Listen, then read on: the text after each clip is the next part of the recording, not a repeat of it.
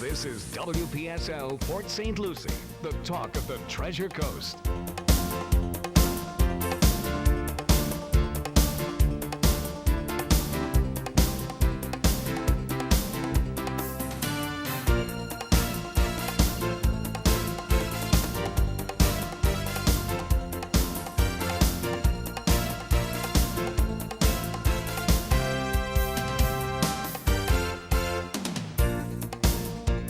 It is 10:07 at WPSL 1590, the talk of the Treasure Coast. And you're on Money Info, brought to you by Princeton Research. Kind of a short show today. The president's out of the country and nothing else is happening. Goodbye, everyone. Oh, no. We're not going to do that to you.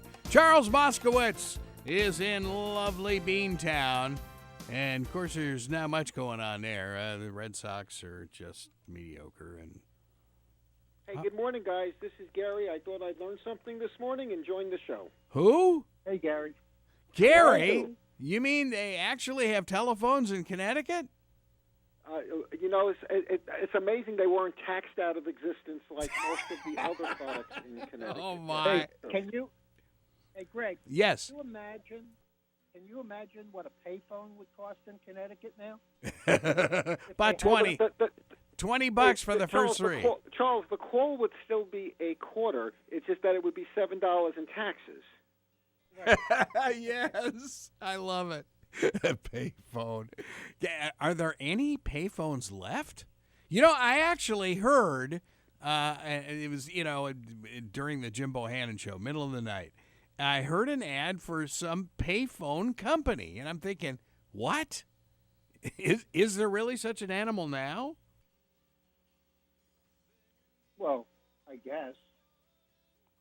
Now, I heard, since I was very much involved in telephony for years, I heard that they were removed because they were a security issue of all things, where people could make threatening calls and not be traced, or terrorists could use the payphone to make a phone call to another payphone, and you would not know who actually made the call. So I actually read in one of these telephony magazines that they were starting to move them out of existence about 10 years ago for that very reason after 9/11. Yeah, now you have to go to a 7-Eleven and spend $10 on a burner throwaway cell phone. A burner phone, huh? But the calls come for nothing. Oh, man. Yeah, you guys are bad. You guys are really bad. So, Gary, it's been a while since we've talked. Did they ever put that stupid mileage tax on you guys in Connecticut? It is in the process of still being discussed. Oh, jeez. Now it's segued back to tolls. But, this is an example, fellas, of a state that had good intentions to do well for people that needed money, people that were struggling. And 20 years later, it went from having a surplus to being the third lowest ranked state in the country. And it accomplished that in 20 years. And so it's only getting worse. It's unfortunate because Connecticut is such a pretty state, and Greenwich is such a lovely community. But when you're still paying $3.50 a gallon and $3.70 for premium fuel and $3 for the least expensive fuel, and there's a tax on. Here's an example of just one of these little annoying taxes. And by the way, I found out Connecticut is the only state in the country that does this. I recently sold my motorcycle. I attempted to cancel the insurance. Progressive Insurance said there will be a $30 surcharge. Cancellation fee? Why will there fee? be a surcharge if I paid the insurance up front for the year?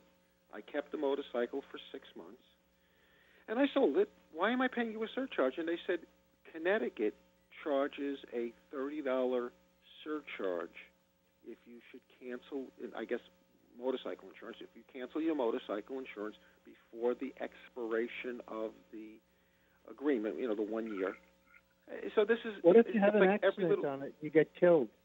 Yeah, it's like every And little thing. so it ends then. Do they charge you that too? Then they charge well, the what's kids. happening is people that have a lot of income are moving out of the state. They do the 6 months in a day, so they buy a house in Florida, spend 6 months in one day there, still keep their house in whatever part of Connecticut, but they avoid many of the taxes. Now that just forces the state to raise taxes on the remaining people, and so it's like a cycle that doesn't end.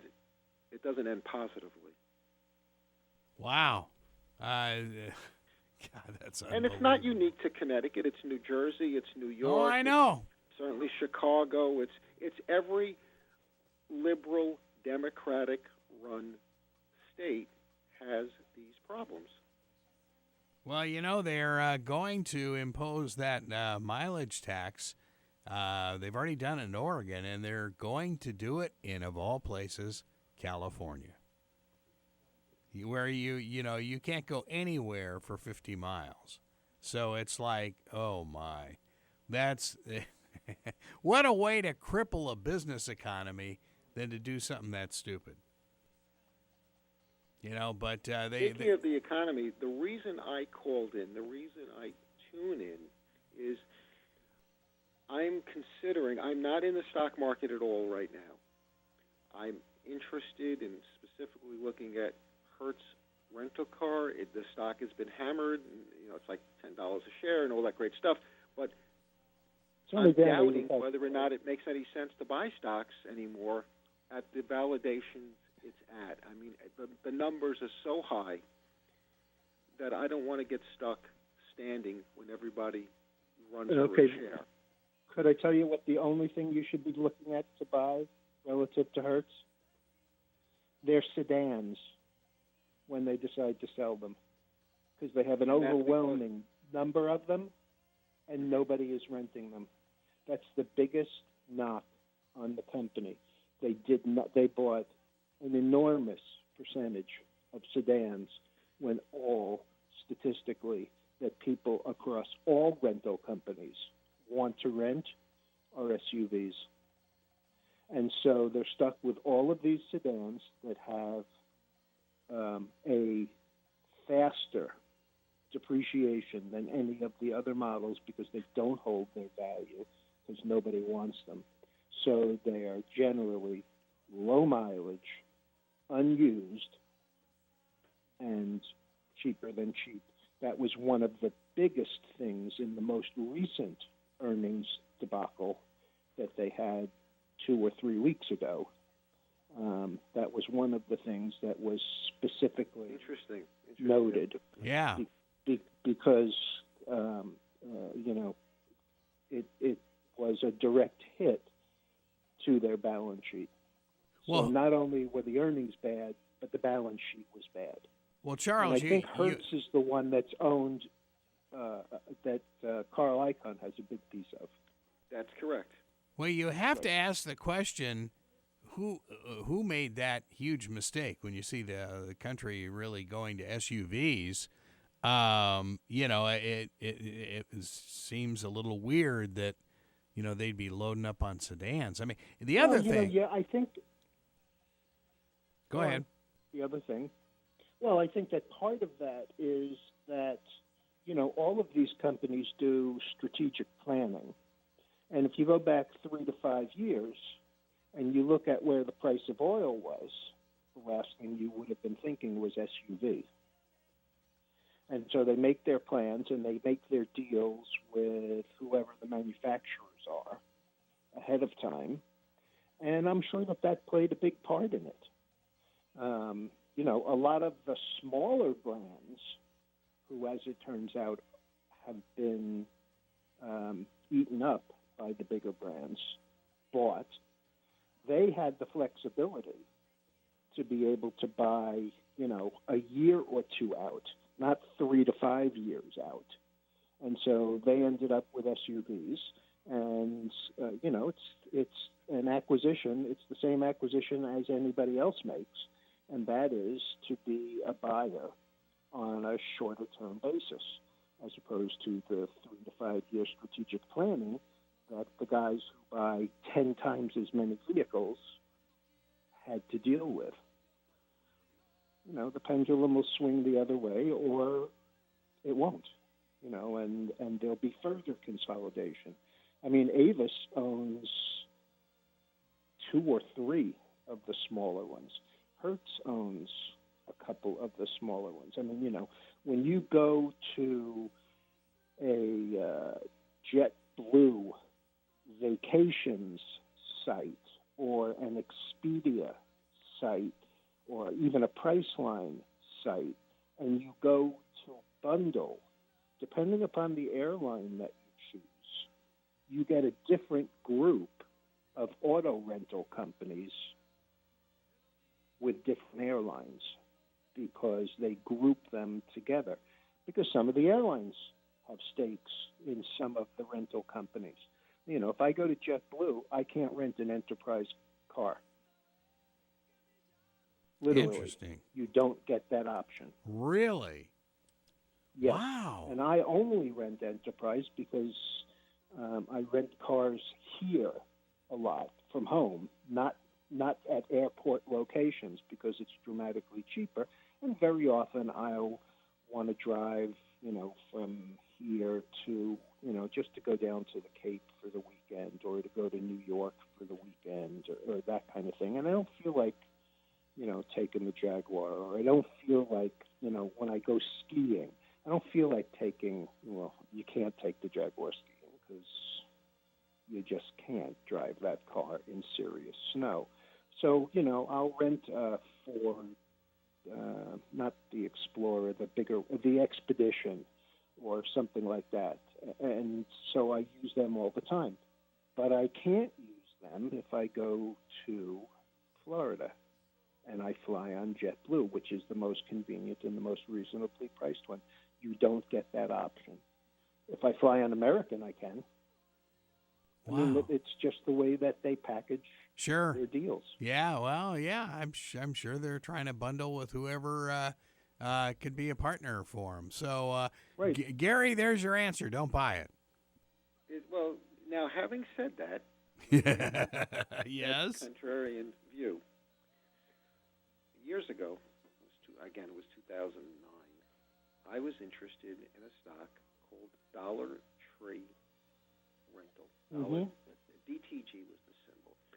They let them in It was Connecticut? 80 cents, and I was watching it on the sidelines, and it got to $2. And I said, you know something? Let me take a shot. And I bought it. And I thought I was a genius because in not too many months, I sold it for $4.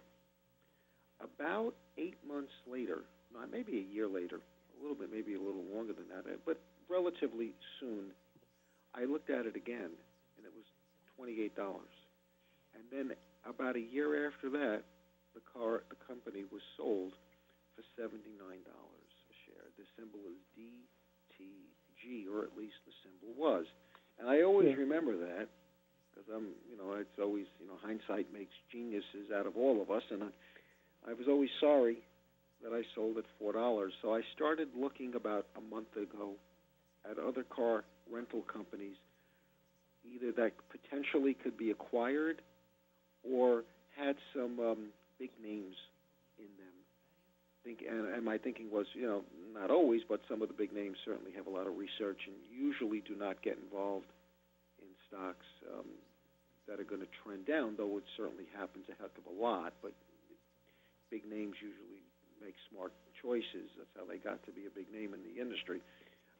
So I found this one, and I watched it trend down from $14, and I remember thinking if it got to 10, that might be a good entry point. But I wanted to call You the missed, show this you morning missed the first to ask. 65% on the downside. If I don't ever buy options because I don't know enough about them to make an informed decision, and but I do go long and I sit on them, and I thought $10 was a good entry point, and I'm glad that Charles told me what he told me, because you don't find that in the research that they made the wrong mix of car purchases. Now, I have found people concerned about Uber and other services that people are using. I don't really know how value that information is, because I know when my family was younger, when we go on vacation, we need a rental car. I'm not going to go with an Uber with two kids and at the time baby Right. seats and all the other stuff. So I'm going to rent the car, but it makes so much sense. You rent an SUV. You're on vacation. You got stuff. Let me tell you something that I used to do, okay? And this will just show you how off the wall some things are and how they work. I used to buy the Barons at the end of the year, every year, back in the old days where we had an American stock exchange.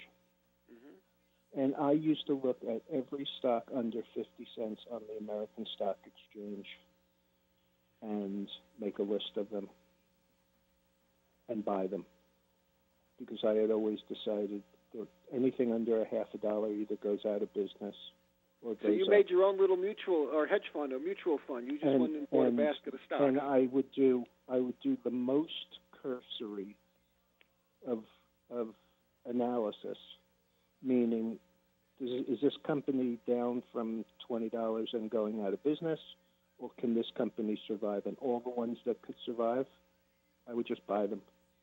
Not a lot of them, and it worked phenomenally well. Because by May or June, there weren't any stocks under $1, or they were gone. And I had seen it happen over and over again, and that I used to do every single year. And it worked. Right up until the time it worked. It worked for 4 or 5 years. Jeez. Until I started, looking at charts and, got more involved in it. So where it's do like you going think to the racetrack and looking and saying, "Oh, I like that horse." Well, that's what I think the stock market is right now, and that was the second reason I called this morning. Is where is too high, or where is no one can tell where the top is. I understand that, but at what point is it ridiculous to even buy a stock? Because the stock market at almost 21,000, and all the other indicators are saying one thing, and the stock market's doing something else. And at what point do you just sit on the sidelines? Now, I've been sitting on the sidelines for a long time, but I'm, again, looking. A real lot of hard people at have, Hertz. and that kind of is the problem. There's so much cash on the sidelines. Who would have thought, as bad as the news was last Tuesday and Wednesday, that there was enough sitting on the sidelines to bring the market back to unchanged for the week? Yeah, Not that's me. really. That's why I wanted to get other people's opinion, because honestly, I work like everyone else too hard for my money to. Could I tell you that I heard throw it somebody away. talking this morning about how Google, the one with the L at the end, GOOGL, which is the non-voting version of Google, Yes. is cheap at $9.70. $973 a share? Yes, because in it has a private company, Weibo, who has logged the most miles with their self-driving vehicles, which evidently seems to be from the artificial intelligence self-learning curve the best way. They have the least accidents. They have the most cars on the road. They have the highest success rate, and the street values Weibo at roughly $70 billion. And that means that based on the overall valuation on Google, that the stock is 12 times earnings. wow. Charles, And, why? Most people who I understand what you're saying, but why would you buy non-voting stock? because it doesn't really matter. Doesn't matter. Do Okay. you really have a problem with the way that the management is running Google? Okay. Now I I understand. mean, look at their record of success. Yeah. I just ran a chart on this. I mean, those that bought in just first month that came up, but those that bought in October of 2011, they paid under $300 a share. So even though they don't have voting rights, at 973, that's a pretty nice return. Greg, let me ask you a better question. Ford selling for $11. Wow. Major U.S. company. Yeah. Okay. The Ford family owns 2% of the company, and yet they have a 40% voting share through preferred that they own. Sure, I'll bet. Yeah. That one's down 30% in the past 6 months.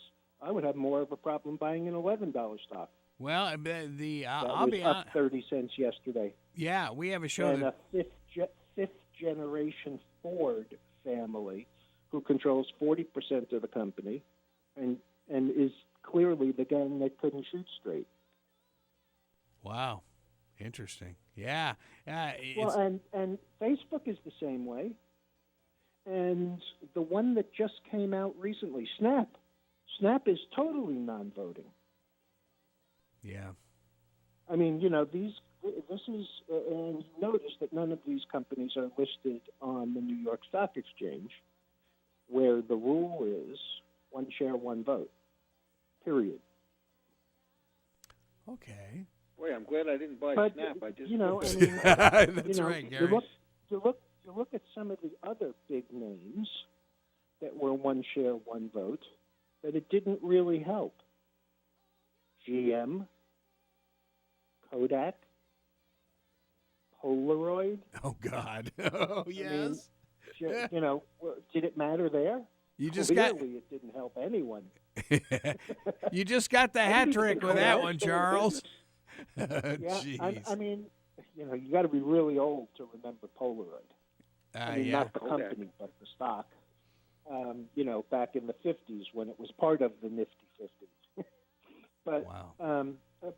Most people will just look at the company and just say, there's enough corporate governance around and overreach by FINRA and the SEC and all of the attorneys general that voting rights are voting rights. That doesn't mean that if management does something stupid, you can't sue them.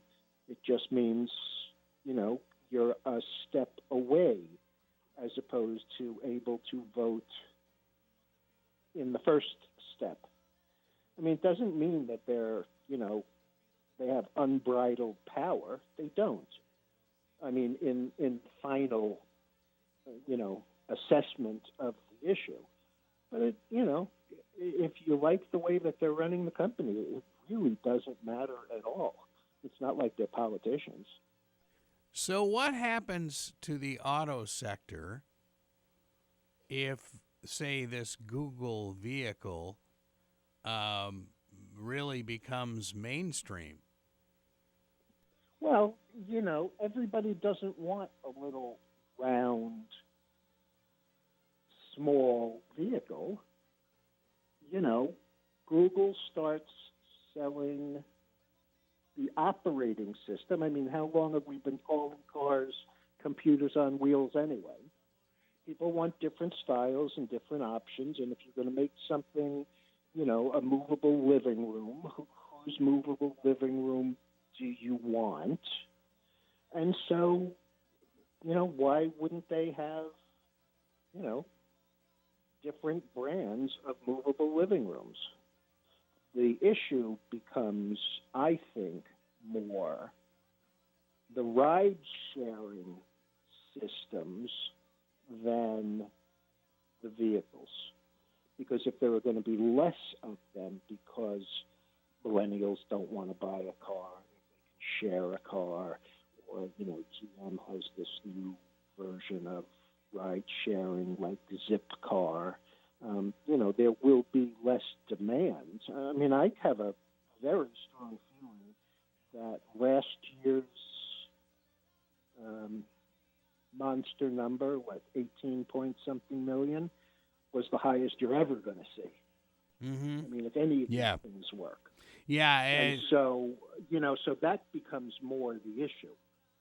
But, you could actually, I no, this is not really the American way. It's more the Italian racing car way. But you could actually see lower numbers of really high-quality cars. Interesting. Yeah, that's an amazing thought there, Charles. Eric Bauer here. Hey, Eric. Well, you can join our conversation. We need One second, Eric. But I can tell you, you're not going to see a Lamborghini or a Ferrari self-driving car. Well, you know what? It's funny you say that. We have a show, The Car Guys. It's sponsored by our Lexus dealer here, and they have a brand new Lexus, 400 horsepower, and it's a hybrid that gets 40 miles a gallon. It looks like a jet. I mean, but you know what? The guy who buys that, he wants to drive it. Yeah. Well, you're right. He may want it to park itself. He may want it to park itself when his wife takes it to the grocery store. Yeah. But when he takes it on the open road, he has less than no desire to have the car drive itself. Yeah, but where are you going to go 200 miles an hour in this country? I mean, it's like, that's the question. Hey, Eric Bauer, he was CEO at RMS Medical. Would you drive one of those new Google driverless cars? That's what we've been talking about for the last few minutes. Absolutely. You would? Really? Yes. I am convinced the world is heading in that direction. I was just having a conversation yesterday about this with somebody. And, 100 years ago, you would have been asking the same question about flying an airplane. And you would have been asking the same question about getting into any car when you were used to riding in your horse and buggy. So but Eric, down the road, it'll be common, and there won't be any issues. Go ahead, Charles. Ask Eric a question. Eric, let me ask you something. If part of your pay package to come over to this company included your choice of a new Ferrari or a new Weibo drive yourself, auto drive car, which one would you have chosen? Well, I think I'd probably take the Ferrari. Yes. Okay. Oh God, Charles. Well, I know that there are plenty of people who would choose the self-driving car because they just don't care. But right. I think that ends with anybody over the age of 34 who doesn't have a driver's license yet. But I can tell you, I have spent a great deal of my career on the road, and I've lost more time in a car.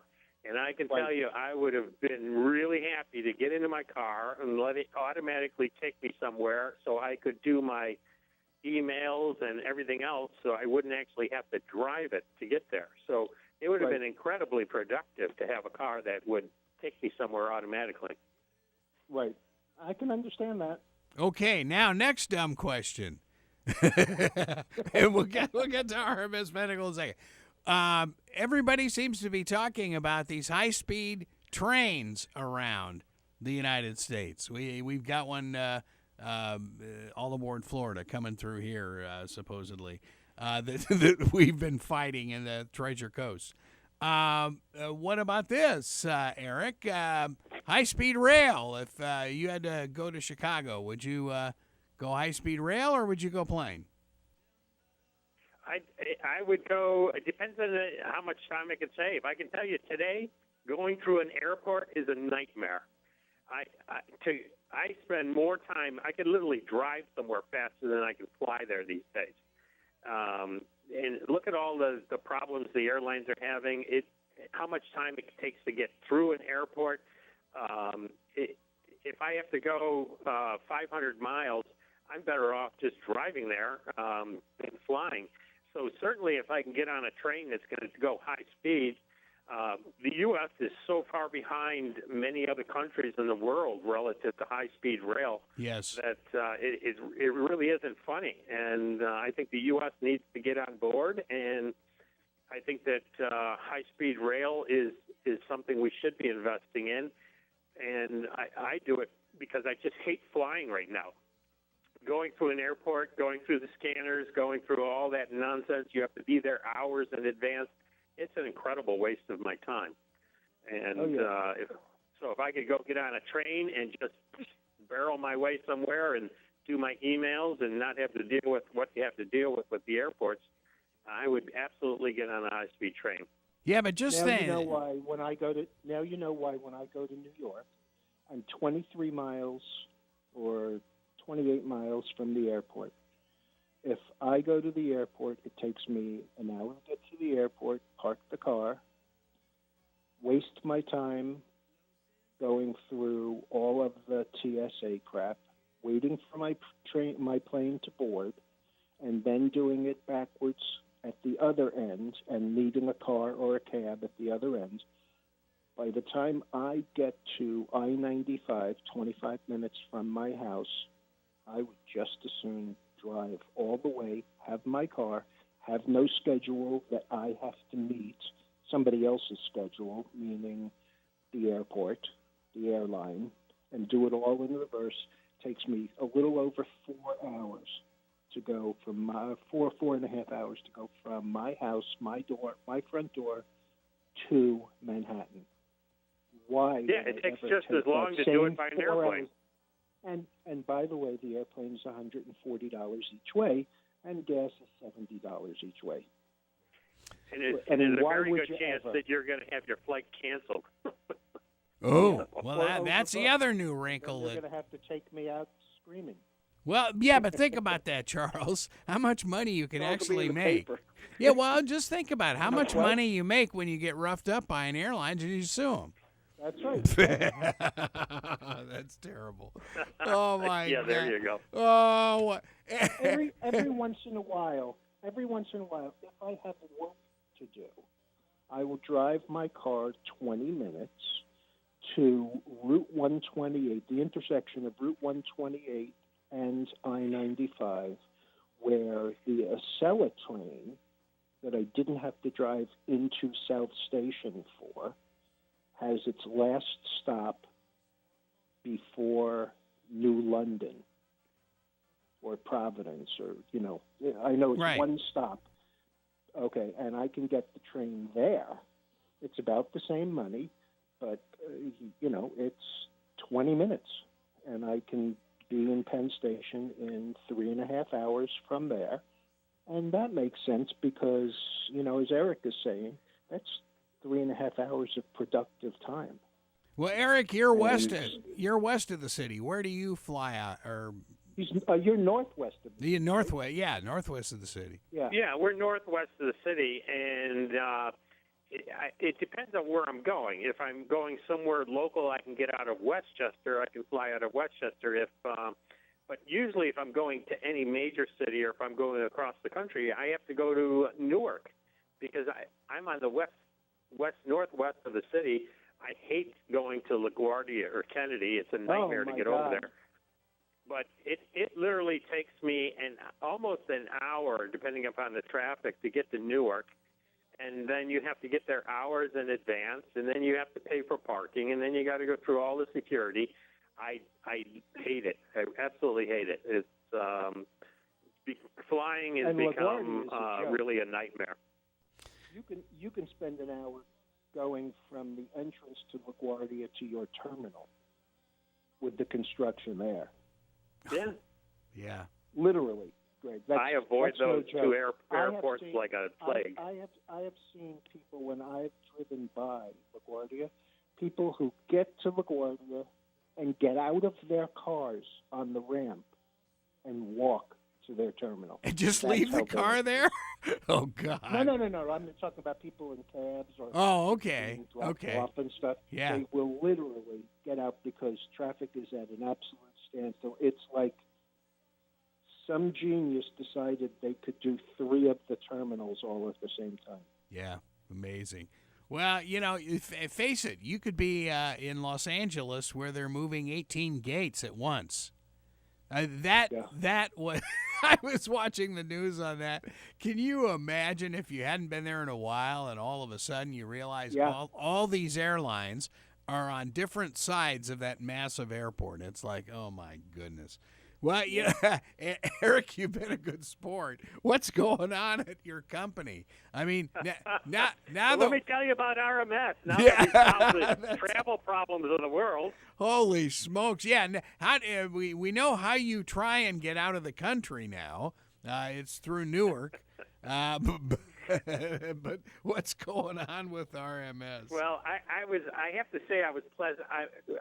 I am broadcasting to you live from our largest trade show of the year, which is the National Home Infusion Association trade show, which is down in Orlando, Florida right now. So I'm in Orlando, Florida. And you didn't stop by here?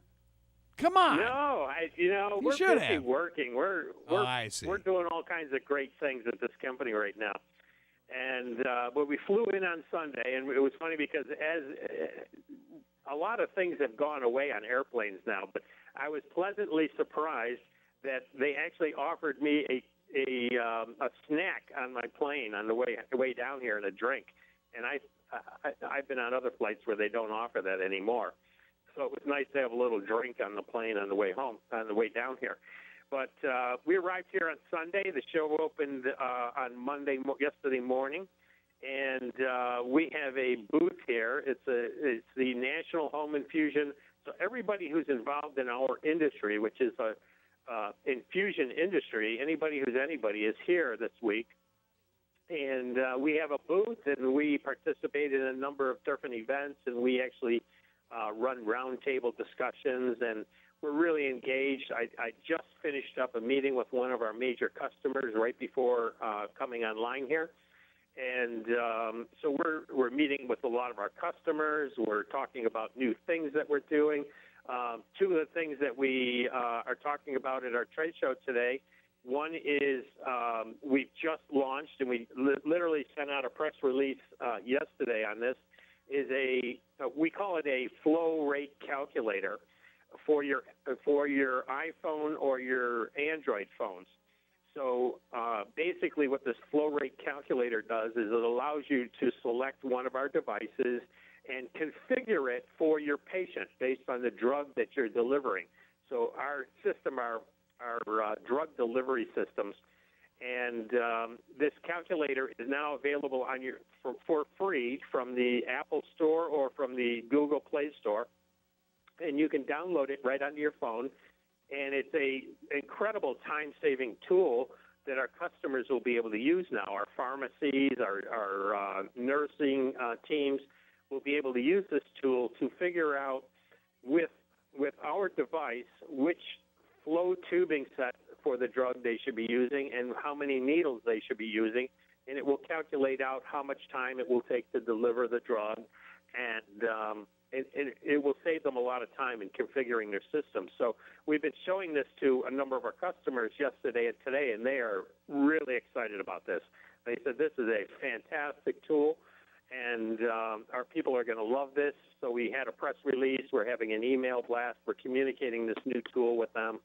And this is it really demonstrates our continuing innovation to bring new innovation and things that will help our customers do their job.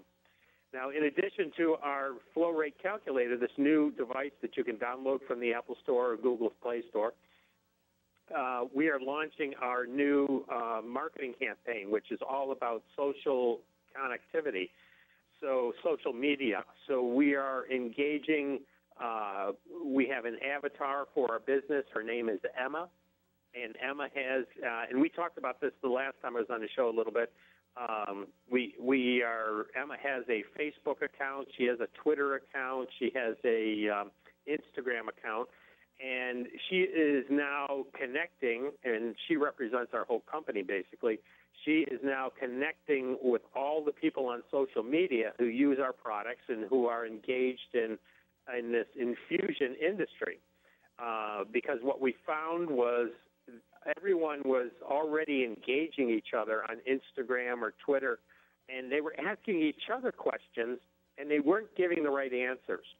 So basically, we are now connecting on through this entire community now, and people can go hashtag Ask Emma and actually type in a question, and they'll get an accurate answer from Emma. And Emma is really our company. It's the RMS Medical Products Company. So we have people who answer questions and give them the correct answer, and this will help our patients. It will help our clinicians.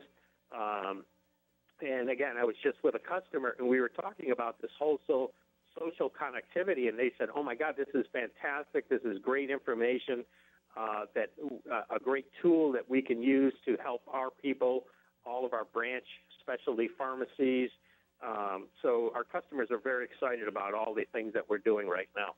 So does Emma have a relationship with Donald Trump yet? Why must you go there? Well, I mean, who tweets more than him? I mean, come on. Well, that's true. Maybe we can get Donald to follow Emma. Oh, God. He probably would. You don't know. He probably would. I don't know. I think you're not supposed to talk religion or politics at all. Isn't that the rule? Oh, my. Well, this is amazing. Well, now, how many vendors are there? We've been to the Orange County Civic Center, so, I mean, we've had our actually broadcasters convention up there, the radio show. How many booths are up there? I have been so busy paying attention to our stuff that I have not walked around the convention floor to see how many are there. But there's quite a few. I mean, several hundred.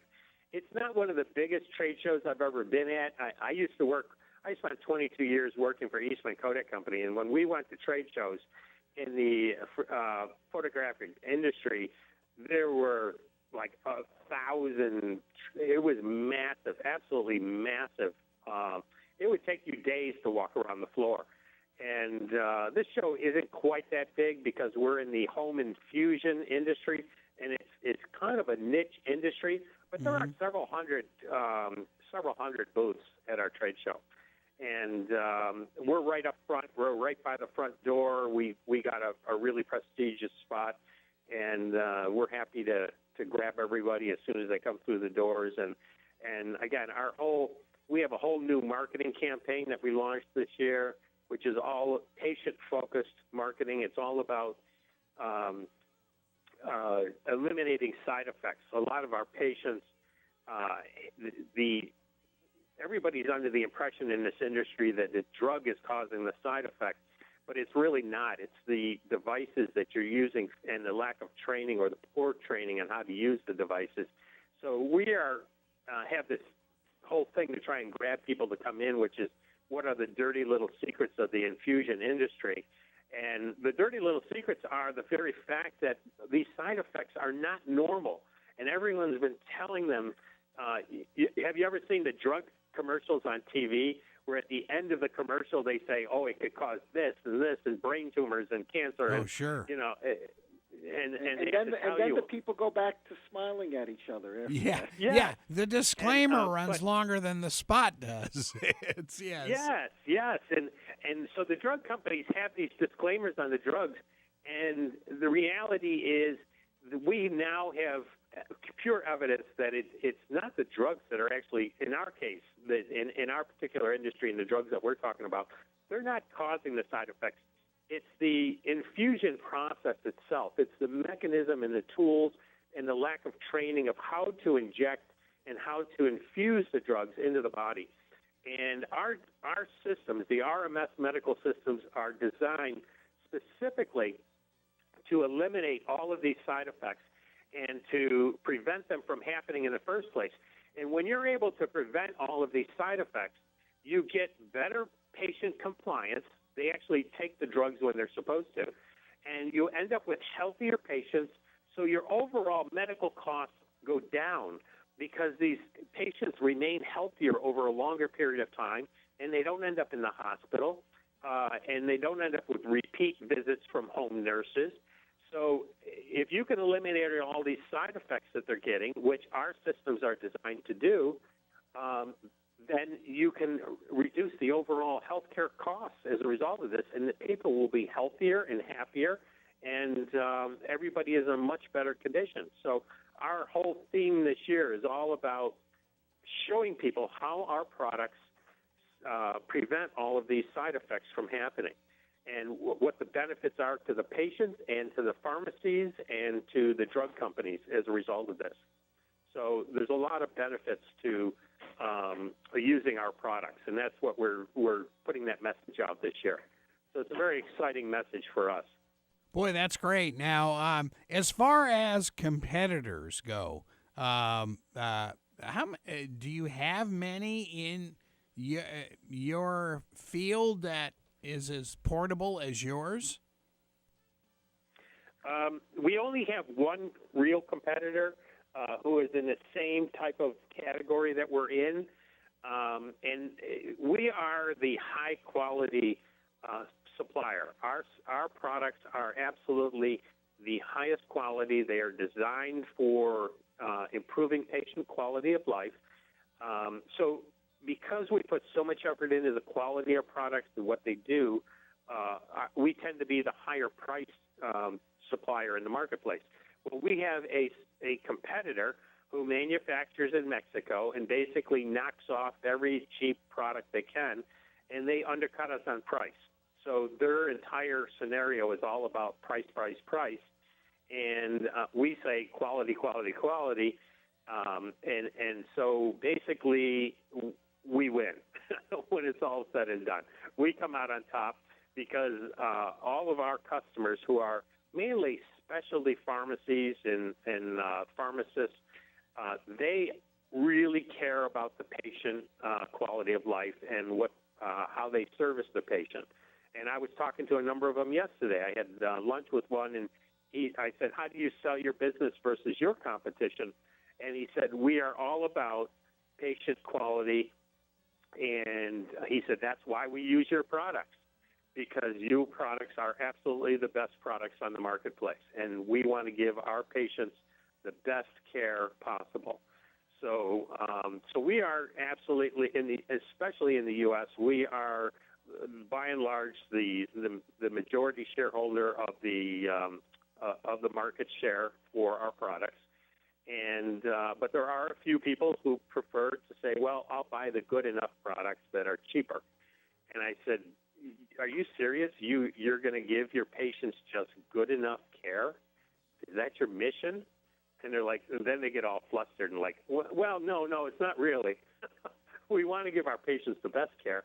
I said, then you should be using the best devices and products available to give them the best care. You would think. So ultimately, we're able to swing all of those people in our direction because they do admit that their entire focus is on the patients and giving them the best care possible.